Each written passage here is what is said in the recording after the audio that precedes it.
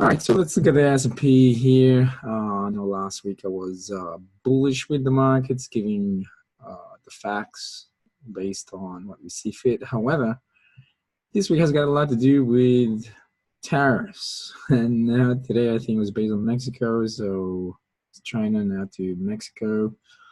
It broke through, after it broke through these level of or area of demand when it created a confirmed higher low here from a higher high.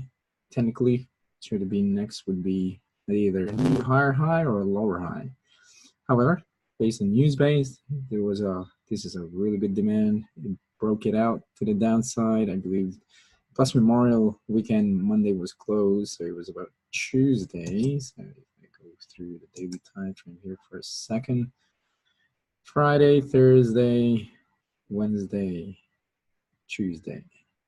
So this is the futures price that that created that doji right there. But this is Friday.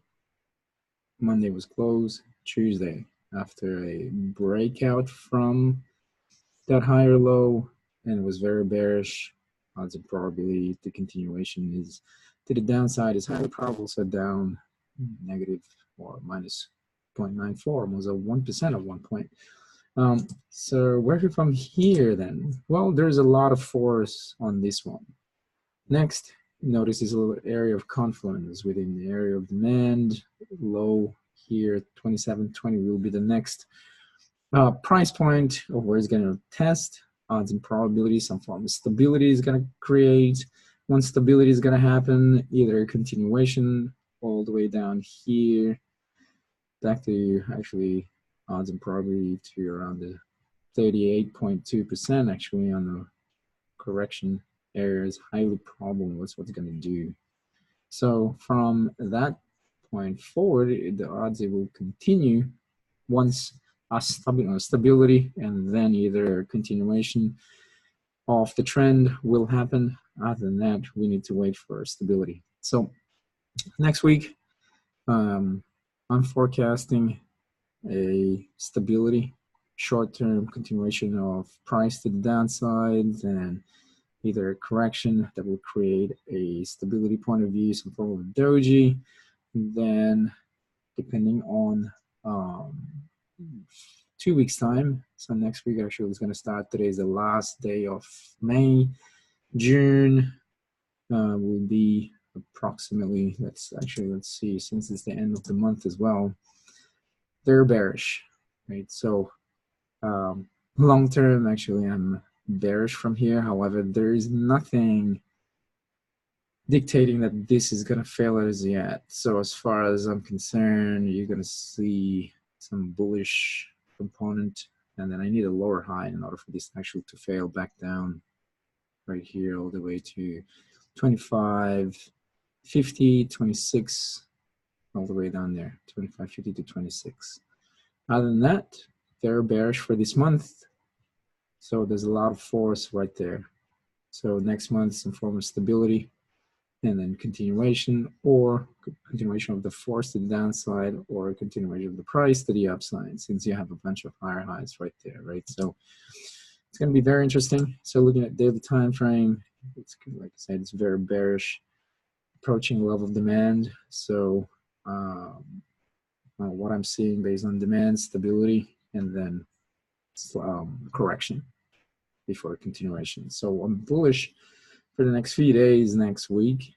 I won't be surprised as well if it's going to be some form of stability, or who knows, there's only going to be 3 parts of this anyway. Stability, doji, bullish, either a bullish engulfing pattern or a piercing pattern, or a continuation of force, another bearish candle right here that's going to happen. Okay, so those the only major 3 ones that's going to occur anyway.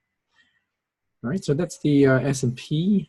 Let's look at the VIX. VIX based on monthly.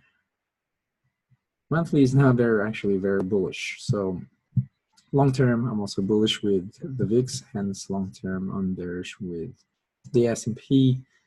Weekly, also very bullish at this point in time. Won't be surprised as well, some form of stability, but right at this point, from what we can just see fit, it is bullish. Daily time frame, I believe some gapping.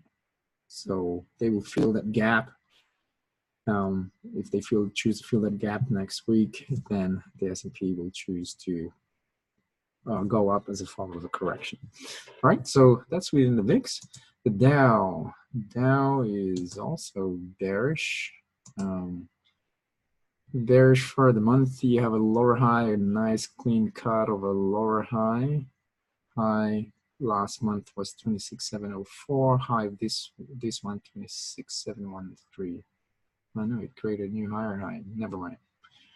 So from this point forward, though, from a bearish component, either a continuation of the price, still bearish long term all the way here to around the 21.2, all the way to around 21,000, even 21,020. So somewhere along the lines on this side as a form of a correction long term, but it's approaching the 23.6. 38 creates then 50. All right, so bearish long term, medium term, based on the weekly, very bearish. So I was also bullish from here from last week. It's created a higher low stability, right? It's running out of steam. Either a continuation, didn't want to do that based on news, broke out, nice clear break. So either now next week would be a stability, another stability before a correction or a continuation. So next week is stability week.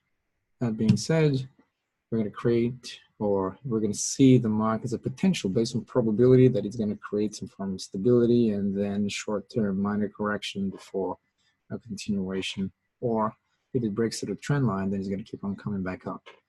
Other than that, that's basically it. Let's look at reports actually for next week. What are the potential ones? 12 o'clock, Williams, FOMC. Williams is currently speaking at this point in time.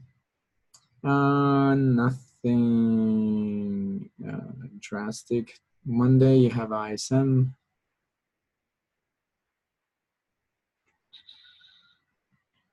There's an Aussie rate statement there. Yeah, just the Aussie. But looking here in the US, yeah, there's nothing much except for Friday. Unemployment rate, non-farm payroll. Okay, so that's the only ones that I can see. Wednesday, there isn't even nothing. Yeah. But the rest of the world, you have, yep, cash rate. Notice they're forecasting this to, that the rate's going to drop. So when this is going to happen, then, unless if everything is all factored in, because the Aussie's been trampled way too much. Everything's all trampled in, or sorry, added in. Then if it goes to 1.25, technically if it drops, the currency will drop as well. But if it remains at 1.5, Aussie is going to go to the upside. Then GDP, you have Euro, medium impact, Pound, medium impact, medium impact, medium impact, monetary policy, high impact. So Thursday, there's going to be good ones there. Press conference, and then the CADs will have some high impact news with non-farm payroll. So we're going to trade that as well next week, actually. All right, so that's based on the news. Let's look at the dollar index. Dollar index currently creating a beautiful evening star right there from a lower high. So I'm bearish with the dollar index right at this point. But looking at the monthly time frame, monthly time frame is running out of steam. So there could be a potential drop off the dollar index to the downside. So you have to create a higher low before you continue, because you have a lower low right there. So potential lower high, either to a new lower low or a higher low before a continuation to the upside. Weekly time frame. and notice from a peak from a higher high. So still bullish from a weekly standpoint, but a potential, if it breaks through here, this is going to fail. Plus, it's also a level of supply. Now, if the daily shows some strength, then this is going to head back to 97.50. In my opinion, from a lower high, this is going to break through this low, 97.81, to retest the major demand around the 97 area. So I'm bearish with it. Okay, that being said, a potential move with oil in the long run if it chooses to, but doesn't want to go. Monthly shows a clear lower high, clear break, potential further drop right here of surprise actually that dollar CAD is still very bullish, but nevertheless, $45 a barrel is where the target point is going to be. So I'm bearish with US oil. Weekly, based on what we discussed last week, continuation of the bears. Sellers are currently pushing the price. There's going to be some demand here, 51.90. So good support of demand. It's good support of buyers around the 51.90, 52 area. And daily time frame,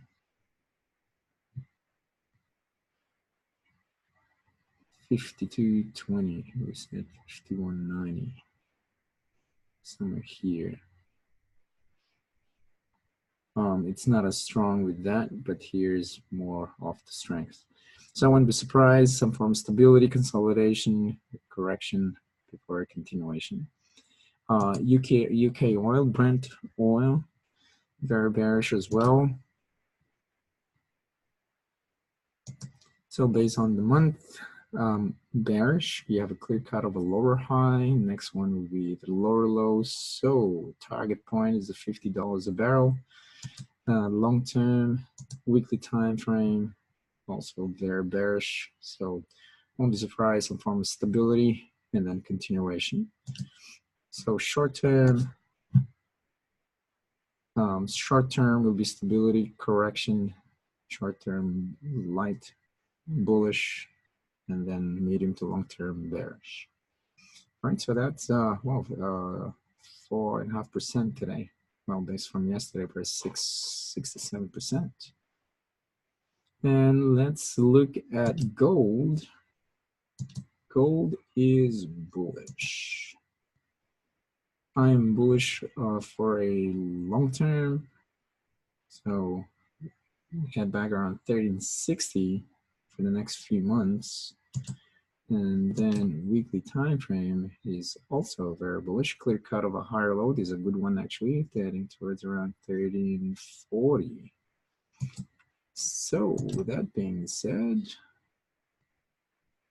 wait for it to come back just a little bit for a correction before continuation, because price already at supply level, already broke through the last high. So stability, correction, continuation. Too expensive. All right, the copper. Copper is stabilizing itself on a level of demand. You have a hammer right there. So very bearish, medium, long term though, based on the monthly time frame. 260 on this price in form of stability, correction, or stability, continuation of the price. So you have a lower high, definitely a lower low. So long term, I'm bearish with it. Weekly time frame, it's running out of steam, approaching a level of demand. So good opportunity for buying short to medium term. So you have a hammer. I'll be surprised. It's going to be a very bullish move here, some form of minor correction before continuation. Short term, I'm bullish. Medium term, bullish as well as a form of correction. Long term, I'm bearish with that one. Last but not least, look at TYX in terms of the 30-year yield. In terms of the bond, very bearish. Currently, I'm still looking at it as very more bearish. It's the yield is at this point leading compared with the dollar index. Hence, that's why I'm bearish with the dollar index longer term to just to follow the yield a little bit. Weekly time frame, yeah, too bullish move. So from here, stability before a continuation. And Trump is causing the yield actually for it to drop. And then daily time frame, looking at all those gaps, they have to fill those gaps. So I'm bullish short to medium term, just to fill those gaps. Long term, I'm still bearish.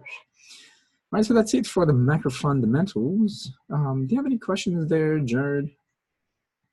No, I'm all good. Yep, all good.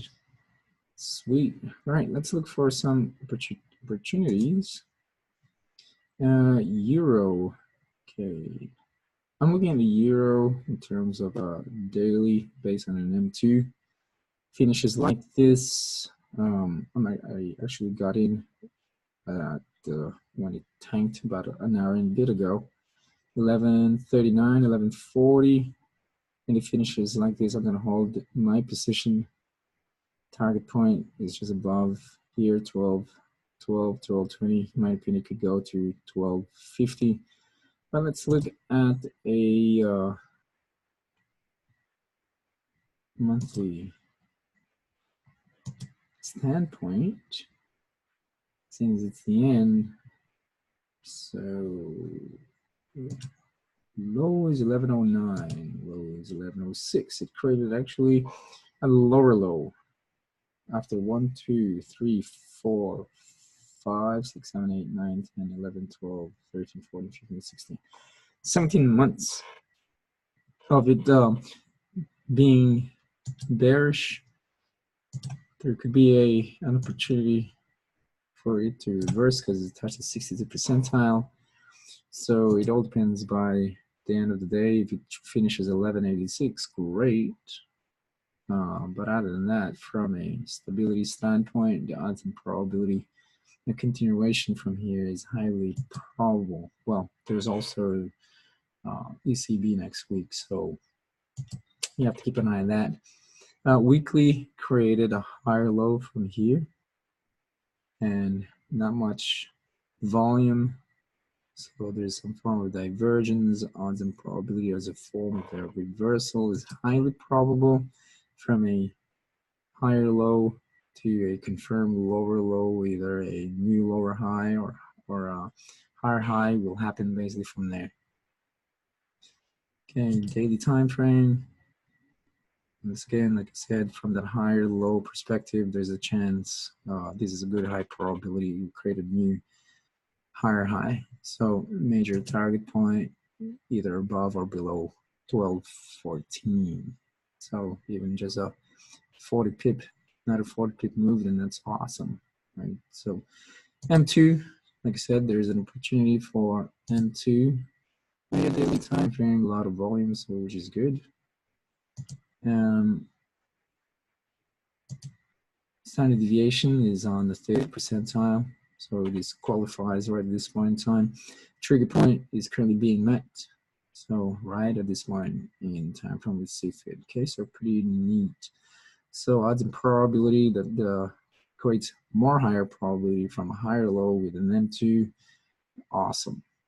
M3, of course, on monthly, still very bearish. Potential price to top there, like 1347. Yeah, long term. Okay, weekly, nothing. Daily time frame, nothing. However, as of either Sunday or Monday, Tuesday, there is a potential M3 as well, continuation from there. So trifecta from yesterday. This is the second one, which is M3, and you have a trifecta opportunity. So yes, this would be my potential trade actually today. So that's the euro. Let's look at the dollar CAD because oil has been very bearish, plus the dollar. I mean, I guess this one was based on the CAD news. So long term, let's look at this one, monthly time frame. I'm bearish with this. I'm waiting for a form of stability, and then there's an opportunity because of this very bearish move right there. Okay, weekly time frame, still very bullish, so nothing dictating that this is going to fail as yet. Daily time frame, plus a lot of volume. Daily time frame currently forming almost like a gray starring doji. So if it creates a lower high next week, bam, we can short this short term. Nothing for M2s. Let's look at M3. Nothing. Weekly still within the criteria. Monthly, same thing, still within the criteria. So nothing stopping this actually. All right, Aussie.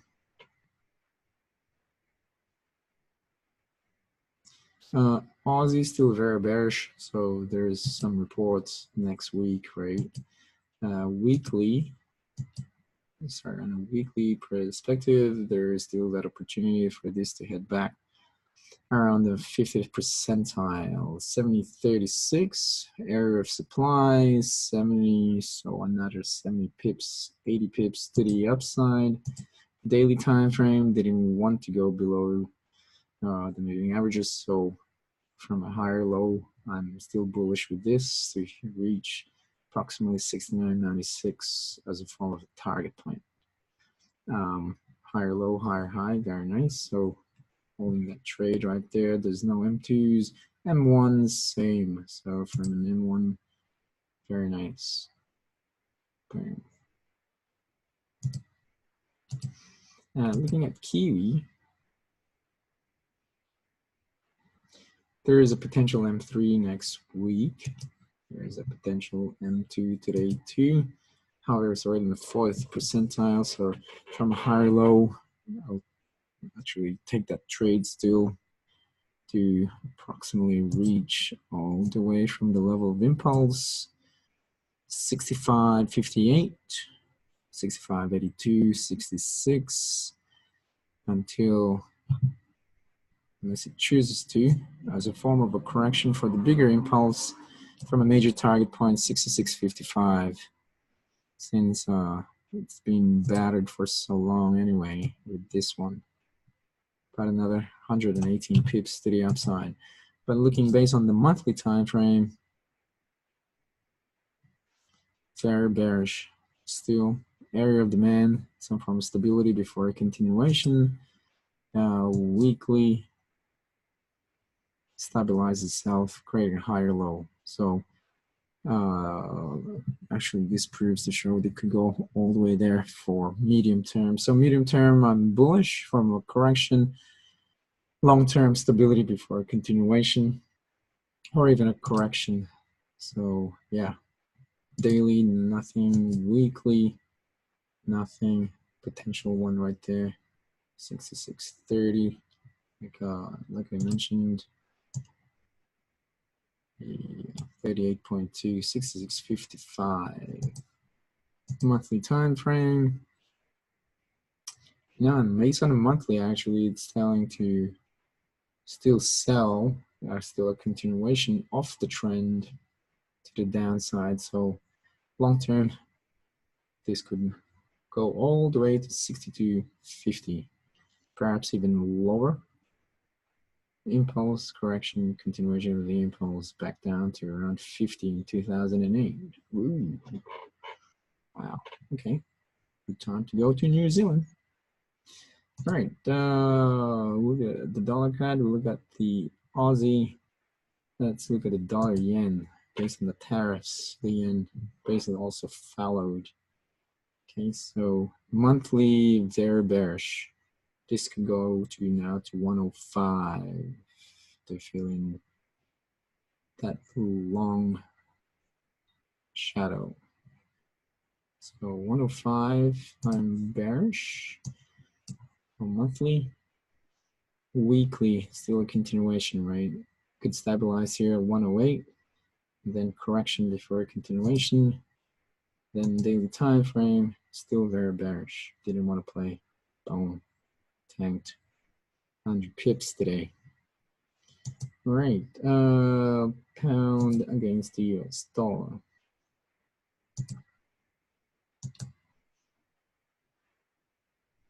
Monthly is very bearish.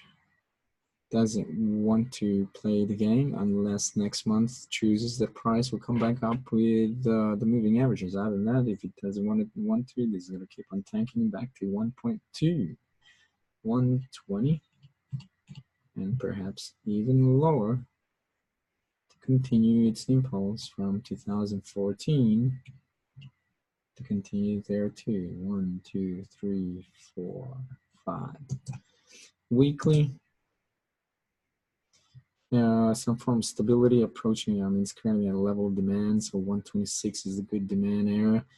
That being said, short term bullish to medium term bullish, from a longer term bearish, right? So if this one creates a confirmed lower low, then either lower high or higher low. So yeah, currently it's not as volatile as it used to be. It's still very bearish, and you know what? It's way oversold. Yeah, and they have divergence right there. So this is a good one. It's also very expensive, unfortunately. So yeah, they're clear cut of divergence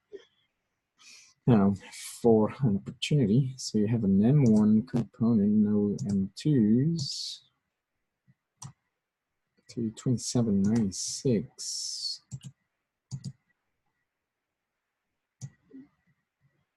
Cut 160 all the way to 240. All right, so that's basically it for the market update right at this point in time. Do you have any questions there, Jared? No, I'm all good at all. It's pretty straightforward. Yes, straightforward. So my favorites would be the pound dollar, definitely. Euro USD when it finishes like that today, really good.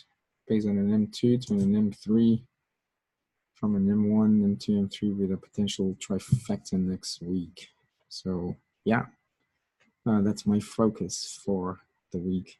And Aussie, I still have, also I got Aussie as a continuation right there. Great, right. Yeah, I don't have any questions there, Jared, then we'll leave it. And well done for this week, and we'll see you shortly. Have fun camping. Right. Thanks, Ray. Have a good Bye. weekend. So do you.